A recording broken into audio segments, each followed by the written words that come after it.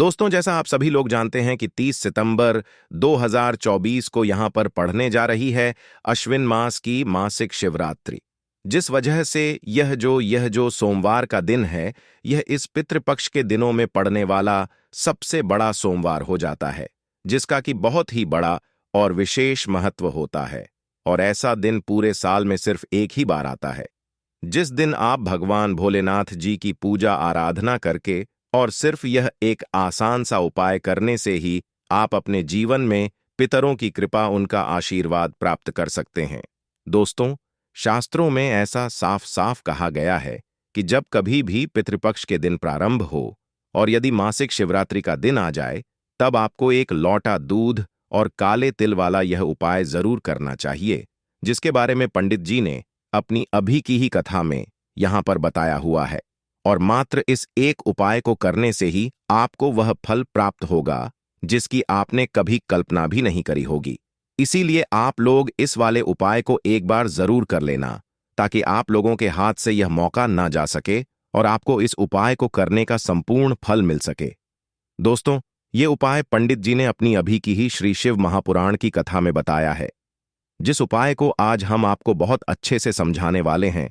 इस वीडियो को देखने के बाद इस उपाय को समझने के लिए आपको कोई और वीडियो को देखने की जरूरत नहीं पड़ेगी। तो चलिए दोस्तों, उपाय को शुरू करते हैं। देखिए, यह पितृपक्ष के दिनों में सोमवार मासिक शिवरात्रि का जो दिन है, यह दिन इतना ज्यादा खास होता है, इतना महत्वपूर्ण होता है कि कभी कभी बड़े बड़े पूजा पाठ, यज्ञ, साधना, अनुष्ठान से भी जो हमारी मनोकामना पूर्ण नहीं होती, वह पितृपक्ष महीने के मासिक शिवरात्रि के दिन एक छोटे से उपाय को करने से संपूर्ण हो जाती है। और बहुत सारे लोगों ने इस उपाय को किया भी है और उनको इस उपाय को करने का फल भी जरूर मिला है। अगर आप लोग भी इस उपाय को 30 सितंबर सोमवार मासिक शिवरात्रि के दिन करना चाहते हैं, तो आप इस उपाय को पहले अच्छे से समझ लेना, सुन लेना, उसके बाद करना। आपको इस उपाय का फल जरूर मिलेगा।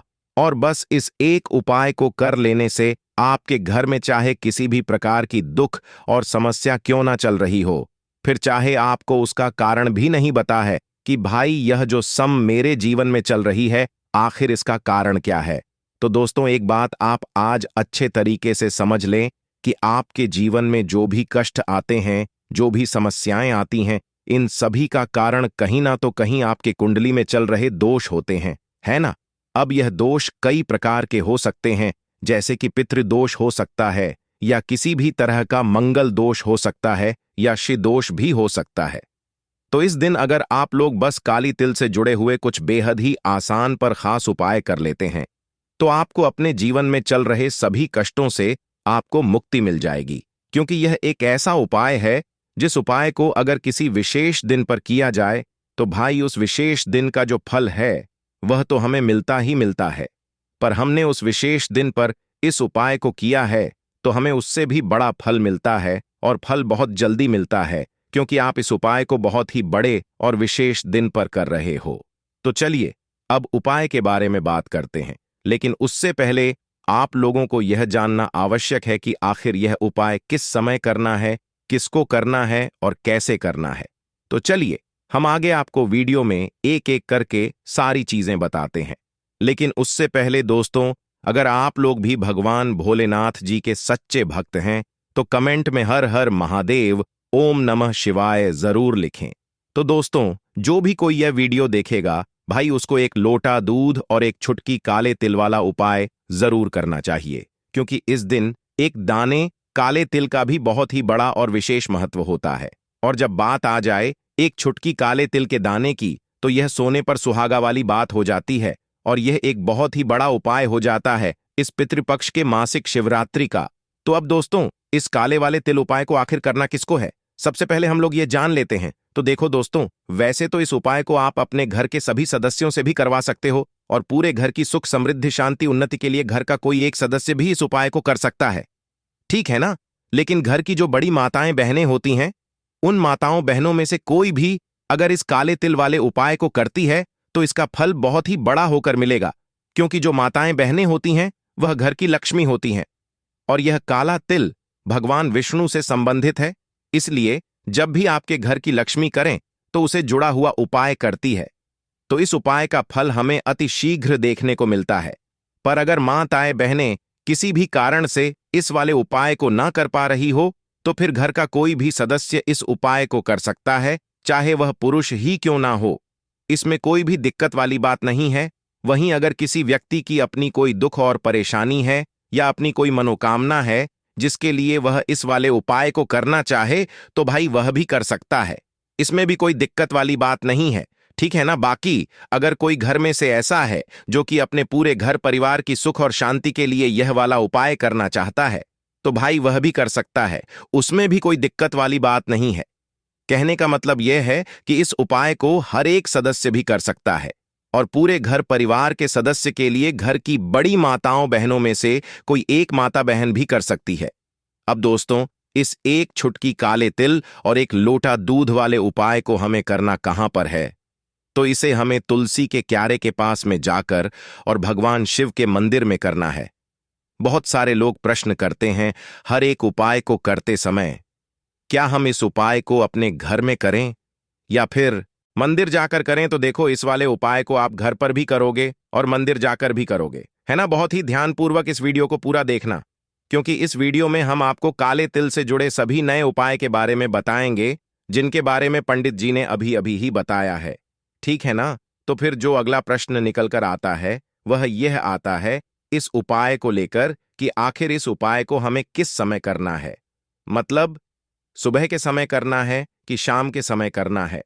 तो देखो, इस वाले उपाय को आप लोग सुबह के समय भी कर सकते हो और शाम के समय प्रदोष काल में भी कर सकते हो। अब अगर आप पूछो कि भाई सबसे उत्तम समय कौन सा रहेगा इस एक छुटकी काले तिल वाले उपाय को करने का, तो हम आपसे बस यही कहेंगे कि गुरुजी ने इस उपाय को करने का सबसे अच्छा वक्त शाम का ही बताया है, तो इस उपाय को आप शाम के समय करेंगे तो ज्यादा बेहतर होगा। बाकी अगर सुबह के समय भी करेंगे तो भी अच्छा होगा, उसमें कोई भी दिक्कत वाली बात नहीं है। तो अब दोस्तों, जो अगली सबसे बड़ी और महत्वपूर्ण जो बात आती है वह यह आती है कि सुबह अगर हम उपाय को करेंगे तो हमें कितने बजे से लेकर कितने बजे तक के बीच में करना है, और शाम के समय प्रदोष काल में करेंगे तो हमें कितने बजे से लेकर कितने बजे के बीच में करना है। तो देखो, सुबह जितनी जल्दी हो सके आप उपाय को करने की कोशिश करना। बाकी अगर किसी कारणवश लेट भी हो जाओ, थोड़ी देर भी हो जाए, तो 10 या 11 बजे तक भी आप उपाय कर लेना, पर 12 बजे से ज्यादा देरी ना हो, ठीक है। इस बात का ध्यान रखना। पर अगर आप तक यह वीडियो 12 बजे के बाद पहुंच रही है, तब भी आपको परेशान होने की जरूरत नहीं है, क्योंकि आपके पास इस काली तिल वाले उपाय को करने का एक और मौका है, जो कि है शाम के वक्त, प्रदोष काल का, है ना। और यही समय इस उपाय को करने का सर्वश्रेष्ठ मुहूर्त भी है, ठीक है ना। उसके बाद में दोस्तों, अगर शाम के प्रदोष काल की बात करें, प्रदोष काल का जो समय है होता है वह सूर्य अस्त से 45 मिनट पूर्व से लेकर 45 मिनट बाद तक रहता है। यह वक्त अलग अलग शहरों में अलग अलग हो सकता है, लेकिन अधिकतर शहरों में प्रदोष का समय शाम के 6 से 7 के बीच में रहता है, ठीक है ना। तो आप इस बीच उपाय को कर लेना, पर अगर इससे भी थोड़ी देर हो जाए तो भी कोई दिक्कत नहीं है। बस कोशिश करना कि रात 8 बजे से पूर्व आप इस उपाय को कर लो, परंतु कोशिश करना के समय के अंतर्गत ही कर लो, मतलब प्रदोष काल में ही कर लो। पर किसी कारणवश ना कर पाओ तो थोड़ा देरी से भी कर सकते हो, आपको उपाय का फल जरूर मिलेगा। तो चलिए बात करते हैं हमारे पहले उपाय की। देखिए, इस उपाय के लिए आपको सर्वप्रथम एक छुटकी काला तिल लेना है। फिर इस एक छुटकी काली तिल को आपको थोड़ा सा थकचा लेना है, मतलब कि आपको इसे खल मूसल में रख करके थोड़ा सा तोड़ लेना है, ठीक है ना। फिर आपको यहां पर लेना है एक लोटा शुद्ध दूध, और इन दोनों ही चीजों को लेकर के चले जाना है अपने घर के सबसे नजदीकी शिवालय में। वहां जाकर के आपको उस काली तिल के दानों को लोटे के अंदर भर लेना है, और फिर भगवान शिव की शिवलिंग पर शिव महापुराण के मूल मंत्र अर्थात श्री शिवाय नमस्तुभयम मंत्र का जाप करते हुए यह एक लोटा तिल युक्त जल आपको भगवान शिव के शिवलिंग पर अर्पित कर देना है। फिर वहीं पर आपको थोड़ी देर बैठना है और ओम नमः शिवाय इस मंत्र का काम से कम 11 बार जाप कर लेना है, ठीक है ना। और फिर उसके बाद आपको अपनी दुख एवं परेशानी, अपनी मनोकामना भगवान भोलेनाथ को बता देनी है। बस इतना सा उपाय अगर आपने कर लिया इस पितृपक्ष, रविवार प्रदोष व्रत के दिन, तो इससे आपको भगवान भोलेनाथ और पितरों की ऐसी कृपा प्राप्त होगी जिसके बारे में आपने कभी कल्पना भी नहीं करी होगी, है ना? तो बहुत ही सरल सा उपाय है, इसे आप जरूर करें। तो दोस्तों, चलिए वीडियो में आगे बढ़ते हैं और जानते हैं अपने अगले उपाय के बारे में, जिसे कि आपको इस रविवार पितृपक्ष के दिनों में पड़ने वाले मासिक शिवरात्रि के दिन करना है। इस उपाय के लिए आपको 2 दीपक लेने होंगे। दोनों ही दीपक आप मिट्टी के भी ले सकते हैं और दोनों ही दीपक आप शुद्ध आटा मड़क के भी तैयार कर सकते हैं। अब दोस्तों, दोनों ही दीपक के अंदर आपको शुद्ध घी का प्रयोग करना होगा और एक दीपक के अंदर आपको गोल रुई की बाती का प्रयोग करना होगा और एक दीपक के अंदर आपको लंबी बाती का प्रयोग करना होगा। लंबी बाती वाले दीपक के अंदर आप मौली वाला जो धागा आता है कलावा का, उसकी बाती का प्रयोग भी आप लंबी बाती वाले दीपक के अंदर कर सकते हैं। देखिए, 2 दीपक वाला यह चमत्कारी उपाय केवल मासिक शिवरात्रि की रात्रि में ही किया जाता है, इसीलिए आप इस उपाय को बहुत ही ध्यान से समझना। इसी के साथ में आपको एक छुटकी काले तिल के दाने लेना है और इसी के साथ में आपको मात्र एक छुटकी हल्दी भी लेनी होगी। अब दोस्तों, यह सभी सामग्री लेकर के आपको रात्रि के समय पहुंच जाना है अपने घर में, जहां कहीं भी तुलसी जी का पौधा, तुलसी माता का निवास स्थान है, वहां पर देखिए दोस्तों, सबसे पहले तो आपके पास जो एक गोल बाती का दीपक, उसे आपको तुलसी जी के वहां पर प्रज्वलित करना है। दीपक को प्रज्वलित करते समय आपको ओम नमो भगवते वासुदेवाय इस मंत्र का 11 बार जाप कर लेना है। अब देखिए दोस्तों, आप जो एक छुटकी काले तिल के दाने लेकर के आए हैं, उन्हें आपको अपने सीधे हाथ में रखना है और जो आपने गोल बाती वाला दीपक प्रज्वलित किया है माता तुलसी जी के वहां पर, उसके ऊपर से आपको इन एक छुटकी काले तिल को घड़ी की दिशा में घुमाना है और आपको अपना नाम और अपनी गोत्र को बोल देना है। ठीक है ना? अब अगर आपको अपना गोत्र पता नहीं है तो आप अपने गोत्र के स्थान पर कश्यप गोत्र भी कह सकते हैं। ठीक है ना? और फिर आपको इन काले तिल को उस जलते हुए दीपक के अंदर डाल देने हैं। देखिए, काले तिल भगवान विष्णु के पसीने से उत्पन्न हुए हैं और जब जब भी हम यह दीपक को मासिक शिवरात्रि की रात्रि में प्रज्वलित करते हैं तो इससे हमें हमारे कर्ज में राहत मिलती है। हमारे जीवन में धन प्राप्ति के नए नए मार्ग खुलते हैं, नए नए मार्ग प्रशस्त होते हैं। हमारा अगर कोई भी कार्य रुका हुआ है तो वह भी परिपूर्ण होता है। देखिए, गोल बाती का जो दीपक है, विशेषकर हम माता तुलसी के वहां पर भगवान विष्णु और माता लक्ष्मी के निमित्त प्रज्वलित कर रहे हैं। इस प्रकार से आपको यह दीपक प्रज्वलित कर देना है। अब जो आपके पास लंबी बाती का दीपक है, एक छुटकी है, तो इससे आपको लेकर के पहुंचना है अपने घर के मंदिर में। आपके घर के मंदिर में माता लक्ष्मी की जो भी प्रतिमा ही मूर्ति है, उनके सामने सबसे पहले तो आपको यह लंबी बाती का दीपक रखना है। फिर आपको दीपक को प्रज्वलित कर देना है। दीपक को प्रज्वलित करते समय आपको ओम धन दात्री नमः इस मंत्र का जाप करते रहना है। अब दोस्तों, आपके पास जो एक छुटकी हल्दी है, उसे आपको अपने सीधे हाथ में रखना है और इस एक छुटकी हल्दी को आपको उस दीपक के ऊपर से 11 बार घड़ी की में घुमाना है और ओम महालक्ष्मी नमः मंत्र का जाप करते रहना है और इस एक छुटकी हल्दी को आपको उस दीपक के अंदर डाल देना है। देखिए, एक छुटकी हल्दी वाला जो दीपक है आपके जीवन से दुर्भाग्य को समाप्त करता है। माता लक्ष्मी की आपको कृपा प्राप्त करवाएगा, धन प्राप्ति के आपके जीवन में नए नए मार्ग बनाएगा। देखो, अगला उपाय है, वह भी बहुत ज्यादा खास है उन लोगों के लिए जिनकी नौकरी नहीं लग रही है, जो युवक युवती लाख प्रयास के बाद भी अपने जीवन में कामयाब नहीं हो पा रहे हैं, जिन्हें अपनी मनचाही नौकरी नहीं मिल रही है। उन्हें पितृपक्ष के सोमवार मासिक शिवरात्रि के दिन अपने पितरों का आशीर्वाद प्राप्त करने के लिए यह वाला उपाय जरूर करना चाहिए। देखिए, इस उपाय के लिए आपको लेना है एक लोटा जल है ना, अपने घर का जो शुद्ध जल है वह आप ले लें और उसके अंदर काले तिल के एक छुटकी दाने डाल दें। मतलब आपकी एक छुटकी में जितने भी दाने आए वह सभी दाने आप उस लोटे में डाल दें। अब यह उपाय आप सुबह से लेकर शाम तक कभी भी कर सकते हैं, तो इसमें समय की कोई पाबंदी नहीं है ना? तो आपको क्या करना है कि इस लौटे को लेकर के चले जाना है।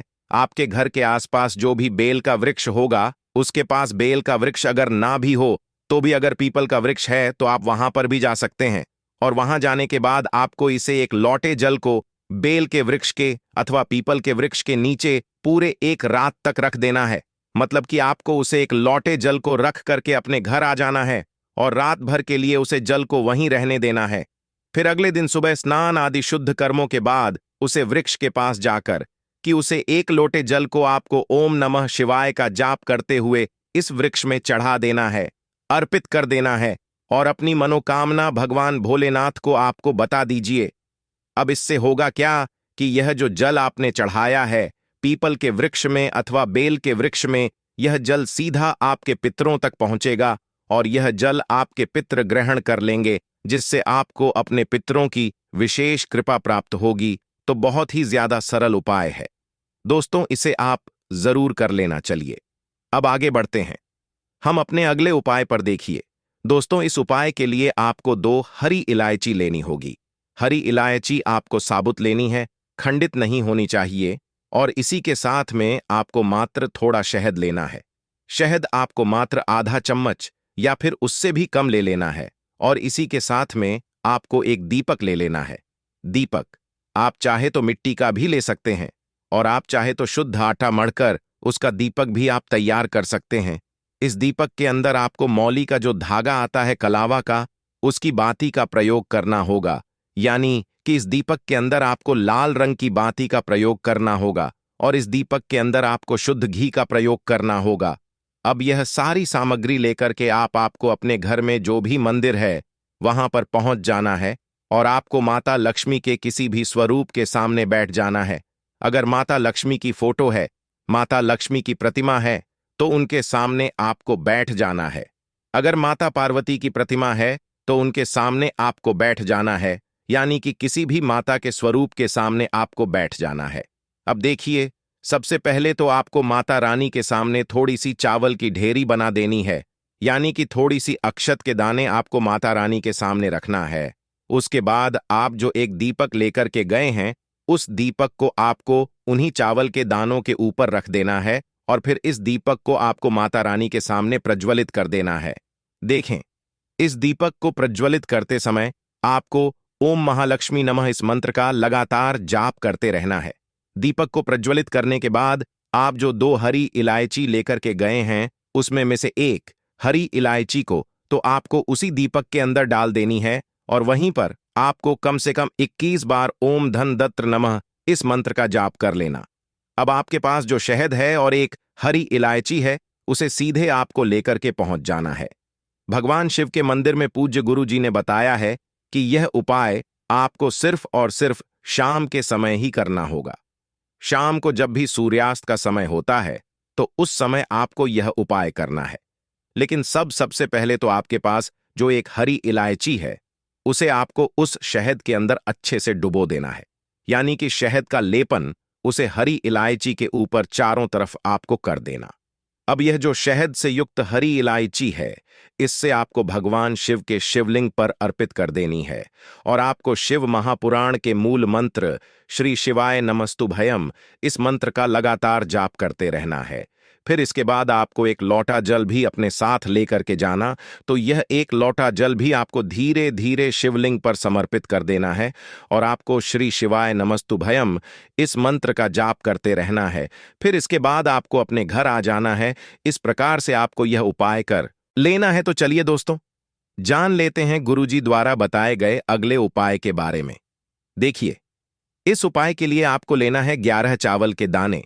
गुरुजी ने कहा है, चावल के दाने खंडित नहीं लेने हैं, बिल्कुल साबुत होने चाहिए। उसके साथ में आपको लेना है एक बेलपत्र। बेलपत्र का भी एक नियम है, अगर आपके पास बेलपत्र नहीं है तो आप शिवलिंग से उठाकर उसको पुनः शुद्ध जल से धोकर इस्तेमाल कर सकते हैं। इस प्रकार आपको बेलपत्र लेना है। इसके बाद आपको एक लोटा जल लेना है। अब यह सब सामग्री लेकर आपको जाना है महादेव के मंदिर में। देखो, अब आपको उत्तर साइड में खड़े हो जाना है और सबसे पहले आपको एक बेलपत्र अपने हाथ पर और 11 चावल दाने रखकर शिवलिंग के ऊपर अपना नाम और गोत्र बोलते हुए समर्पित कर देना है और ओम नमः शिवाय श्री शिवाय नमस्तुभ्यम का लगातार जाप करना है। अब आपको जो एक लोटा जल साथ में लेकर आए थे, उसे धीरे धीरे बेलपत्र और चावल दाने के ठीक ऊपर आपको समर्पित करते जाना है और शिव पुराण के मूल मंत्र श्री शिवाय नमस्तु भयम का 11 बार जाप करना है और अपनी मनोकामना मन ही मन बोलते जाना है। देखो, बस छोटा सा उपाय करना है। देखना, एक दिन आपके सब काम बनने लग जाएंगे, क्योंकि शिव महापुराण के अनुसार गुरु जी ने बताया कि जो भी व्यक्ति दिन में केवल 11 बार भी श्री शिवाय नमस्तु भयम इस मंत्र का जाप कर लेता है तो उस व्यक्ति के लिए यह मंत्री हो जाता है और फिर आपके जीवन की हर एक मनोकामना पूर्ण हो जाती है। ठीक है ना? चलिए दोस्तों, अब हम चलते हैं अगले उपाय की तरफ। देखिए, इस उपाय के लिए आपको एक तांबे के पात्र के अंदर सबसे पहले अपने घर से शुद्ध जल लेना है। फिर इसी के साथ में आपको मात्र थोड़ा सा शहद लेना होगा। शहद आपको आधा चम्मच या फिर उससे भी कम लेना है। और इसी के साथ में आपको एक प्यारी सी बेलपत्र ले लेनी है। बेलपत्र यदि आपको नहीं मिल पाती है तो भगवान शिव के शिवलिंग पर छड़ी हुई बेलपत्र को आप पुनः शुद्ध जल से धो करके उपयोग कर सकते हैं। और बेलपत्र जो है वह कहीं से भी कटी फटी खंडित नहीं होनी चाहिए। अब यह तीनों सामग्री लेकर के सीधे आपको पहुंच जाना होगा भगवान शिव के मंदिर में। यह उपाय सुबह से लेकर के शाम तक किसी भी समय कर सकते हैं। देखिए, सबसे पहले तो आपके पास जो शहद है उससे आपको अपने सीधे हाथ की छींटी उंगली के जो पास वाली उंगली होती है, अनामिका उंगली, उसमें थोड़ा सा शहद आपको लेना है। और इससे फिर आपको शिवलिंग पर जहां माता सुंदरी का स्थान होता है वहां पर आपको ओम का निर्माण करना है। लेकिन जलाधारी के बिल्कुल बीच में जो स्थान होता है उसे माता अशोक सुंदरी का स्थान कहते हैं और इसी स्थान पर आपको शहद से ओम का निर्माण करना है। अब दोस्तों, आपके पास जो एक बेलपत्र है उससे आपको अपने सीधे हाथ की हथेली पर रखना है और महादेव से आपको अपनी वह विशेष मनोकामना, आपके जीवन में जो भी संकट चल रहे हैं, जो भी समस्याएं चल रही हैं, जो भी जीवन में दुर्भाग्य बना हुआ है, आप अपने किसी भी कार्य में सफल नहीं हो पा रहे हैं, तो जिस भी प्रकार की आपकी समस्या है उसे दूर करने के लिए आपको महादेव से प्रार्थना कर लेनी है। और फिर यह जो एक बेलपत्र है इससे आपको शिवलिंग पर माता अशोक सुंदरी वाले स्थान पर समर्पित कर देनी है। देखिए, जहां पर आपने ओम का निर्माण किया है उसी के ऊपर आपको यह बेलपत्र समर्पित कर देनी है। देखिए, बेलपत्र की जो चिकनी साइड का हिस्सा होता है वो शिवलिंग से स्पर्श होगा और इसकी जो डंडी है वह आपको जलाधारी की ओर रखनी है। पत्ती वाला भाग शिवलिंग की तरफ रहेगा। इसी प्रकार से आपको यह बेलपत्र समर्पित कर देनी है। अब दोस्तों, आपके पास जो एक जल का पात्र है उसमें से थोड़ा सा जल तो आपको बेलपत्र की जो आगे वाली पत्ती है उस पर आपको समर्पित करना है और आपको श्री शिवाय नमस्तुभयम इस मंत्र का जाप कर लेना है। फिर उस पात्र के अंदर जो जल बचे उसे पूरा आपको भगवान शिव के शिवलिंग पर धीरे धीरे समर्पित करते जाना और लगातार आपको शिव महापुराण के मूल मंत्र श्री शिवाय नमस्तुभयम इस मंत्र का जाप करते रहना है। गुरु जी ने कहा है कि जल आपको इतने धीरे धीरे समर्पित करना है कि जल समर्पित करते हुए आप कम से कम 11 बार श्री शिवाय नमस्तुभयम या फिर ओम नमः शिवाय इस मंत्र का जाप कर सके। फिर इसके बाद वापस आपको अपने घर आ जाना है। बस इतना सा इस उपाय को करने से आप अपने जीवन में चल रही सभी तरीके के परेशानियों से सदा के लिए मुक्त हो सकते हैं और आपकी जो कुछ भी मनोकामना होगी उसे भगवान शिव बहुत जल्द पूरा कर देंगे। तो चलिए दोस्तों, अब हम जानते हैं अपने अगले उपाय के बारे में। अब दोस्तों, यह जो अगला उपाय है यह बहुत ही ज्यादा महत्वपूर्ण उपाय रहने वाला है, इसलिए आप लोग इस उपाय को 30 सितंबर सोमवार मासिक शिवरात्रि के दिन जरूर करना चाहिए, जिससे आपको भगवान भोलेनाथ और श्री लक्ष्मी नारायण की विशेष कृपा मिलती है। उपाय क्या है? तो जो लोग अपने जीवन में जल्दी से जल्दी धनवान बनना चाहते हैं, जल्दी से जल्दी सफलता को प्राप्त करना चाहते हैं, जल्दी से जल्दी चाहते हैं कि उनके जीवन के जो दुख है, कष्ट है, वह दूर हो जाए, मतलब जल्दी से जल्दी आपको रिजल्ट अगर अपने जीवन में देखना है तो यह उपाय आपके लिए ही है। आइए है कि उपाय क्या है दोस्तों। यह जो उपाय है यह उपाय आपको सुबह के वक्त ही करना है। आपको करना क्या है कि सर्वप्रथम आपको एक लोटा जल ले लेना है। यह जल आप चाहे तो गंगा जल भी ले सकते हैं या फिर आप अपने घर में जिस जल का इस्तेमाल पीने के लिए करते हैं उस जल को भी आप ले सकते हैं, ठीक है ना। उसके बाद आपको लेनी है सिर्फ और सिर्फ एक काली मिर्च और इसी के साथ जो काली तिल होती है ना, उसके आपको यहाँ पर लेने हैं 7 दाने। फिर इन सभी सामग्री को लेकर के आपको चले जाना है भगवान शिव के मंदिर में, और वहां जाकर के आपको सर्वप्रथम यह जो एक लौटा जल आप अपने घर से लेकर के आए हैं, इसे समर्पित कर देना है श्री शिवाय नमस्तुभयम कहते हुए। और तत्पश्चात आपको यह एक काली मिर्च भगवान शिव के शिवलिंग का ऊख पर समर्पित करना है। फिर एक एक करके उन सभी 7 काली तिल के दानों को भी आपको शिवलिंग पर चढ़ा देना है श्री शिवाय नमस्तुभयम या ओम नमः शिवाय कहते हुए। ठीक है ना? और फिर भगवान भोलेनाथ से आपको अपनी मनोकामना इच्छा कह देनी है। बस इतना सा उपाय करने मात्र से ही आपको इसके शुभ परिणाम केवल 21 दिनों के अंदर देखने को मिलेंगे, क्योंकि यह उपाय कोई मामूली उपाय नहीं है, बल्कि पूज्य पंडित जी द्वारा बताया गया बेहद ही कारगर उपाय है। तो चलिए दोस्तों, हम जानते हैं अगले उपाय के बारे में। नेगेटिव एनर्जी का नाश होता है। इसके अलावा इस उपाय से वहां मौजूद सूक्ष्म जीव भी नष्ट होते हैं। इसलिए आप अपने घर के शौ या फिर स्नान घर में एक कांच की कटोरी में नमक जरूर रखें। तंत्र शस्त्र एक और उपाय बताया गया है कि नमक को कांच की प्याली में भरकर उसके अंदर 5 अगर आप लौंग डाल दें, ऐसा करने से घर में धन की बरकत होती है और दुर्गा आगमन होता है। घर में सदैव सकारात्मक ऊर्जा का रहता है। साथ ही साथ नमक वाले पानी से बच्चे को नहला। या दोस्तों, अगर हफ्ते में आप एक बार बच्चों को चुटकी भर नमक डालकर पानी से स्नान कराए, तो बच्चों को बुरी नजर नहीं लगेगी। साइंटिफिक रीजन भी है कि ऐसा करने से उन्हें एनर्जी से भी संबंधित कोई बीमारी नहीं होगी। साथ ही अगर आपके घर में हमेशा क्लैश रहता है, तो नमक का यह उपाय जरूर करें। या दोस्तों, पति पत्नी में झगड़ा होता हो, या फिर घर में तनाव के हालात रहते, घर में हमेशा वाद विवाद रहता हो, तो इसे दूर करने के लिए आप कांच की कटोरी या फिर कांच के गिलास में सेंधा नमक डालकर बेडरूम, ड्राइंग रूम या फिर आप घर के किसी भी कोने में रख सकते हैं। नमक नकारा ऊर्जा को सुख लेगा, घर में हालात धीरे धीरे सुधर जाएंगे और आपके घर सकारात्मक ऊर्जा का वास होगा। और साथ ही अगर आपके घर में कोई बीमार रहता हो, तो आप नमक का उपाय जरूर करें। अगर कोई लंबी से ग्रस्त है, तो उसके सिरहाने आप कांच के बर्तन में, तो आप अपने व्यवहार से ही अपने विरोधियों को परास्त कर सकते हैं।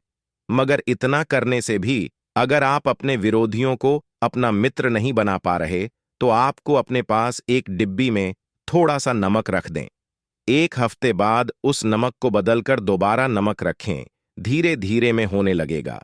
साथ ही साथ नमक का यह महत्वपूर्ण उपाय हम आपको बता देते हैं। जिन लोगों को नौकरी नहीं मिल रही या फिर बिजनेस में घाटा हो रहा है, तो उनके लिए शास्त्र में यह उपाय बताया गया है। इसके लिए आपको अपने हाथ में पिसा हुआ नमक लेकर उसे सिर पर से 12 बार घुमा लेना है। फिर आप इस नमक को दरवाजे के बाहर फेंक दें। ऐसा लगातार 3 दिन करें। अगर इससे भी आपको लाभ ना मिले, तो नमक को सिर पर से 3 बार उतारकर शौचालय में डालकर आपको फ्लैश कर दें। इससे आपको जल्द फायदा कम मिलेगा। साथ ही ज्योतिष शास्त्र के अनुसार साबुत नमक या डली वाला नमक को लाल कपड़े में बांधकर अपने घर के मुख्य द्वार पर बांध दें। इसे आप अपने कार्य क्षेत्र में भी द्वार पर भी टांग सकते हो, यह शुभ होता है। साथ ही डली वाले नमक को लाल रंग के कपड़े में बांध ले। राहु केतु ग्रह समझा गया है। वास्तुशास्त्र के अनुसार नमक कांच दोनों का ही संबंध राहु और नकारात्मक ऊर्जा का केतु से है। ऐसे में कांच की कटोरी में नमक भरकर बाथरूम में रख द। ऐसा करने से वह केतु के अशुभ असरों से मुक्ति मिलती है और सकारात्मक ऊर्जा घर में बनी रहती है। घर परिवार में सुख समृद्धि होती है, परंतु ध्यान रखें कि नमक को हर 15 दिन के बाद आप जरूर बदले। और साथ ही साथ भोजन करते समय आपको दाल या सब्जी में अगर नमक या मिर्च कम लगे, तो ऊपर से आप उसमें नमक और मी न डालें। ऐसे में आप काला नमक या काली मिर्च का ही उपाय करें। ऐसा करने से शनि मंगल का दुष्असर भी नहीं होगा।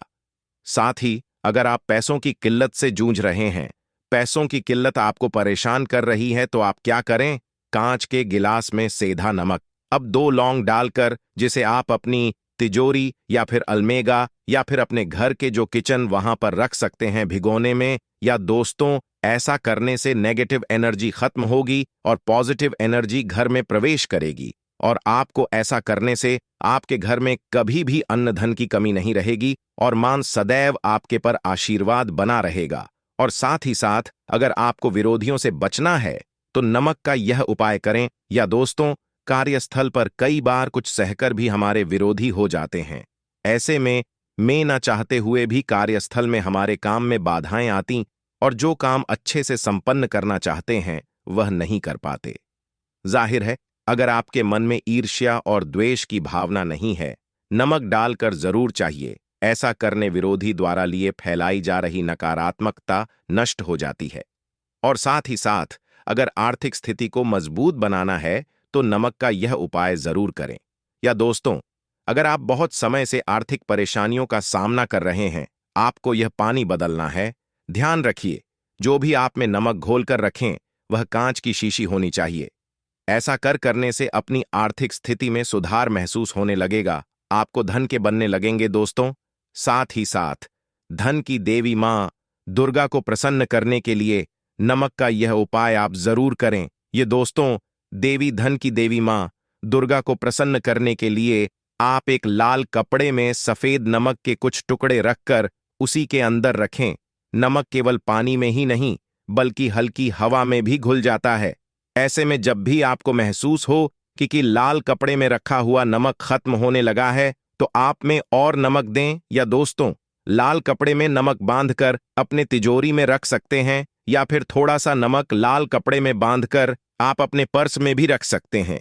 या दोस्तों, आपको धन लाभ प्राप्ति के योग्य बनेंगे और धीरे धीरे आपके धन में वृद्धि होने लगेगी। किसी न किसी माध्यम से आपको धन की प्राप्ति होने लगेगी। विदेशी लोग हाथों से नमक गिरने से अशुभ मानते हैं। ज्योतिष शास्त्र के अनुसार नमक को चंद्र और शुक्र का प्रतिनिधि समझाता है। नमक को स्टील या लोहे के रखते हैं तो यह चंद्र और शनि का मिलन होगा, जो कि बहुत ही घातक सिद्ध होता है। यहां तक कि आप कंगाल भी हो सकते हैं। यह रोग और शोक का कारण बन जाता है। नमक को किसी के पात्र में भी भूलकर भी नहीं रखना चाहिए। नमक को कांच के पात्र में ही रखना चाहिए। बहुत ही शुभ समझाता है। जब कोई मानव नमक को लोहे के बर्तन में या प्लास्टिक के बर्तन में रख देता है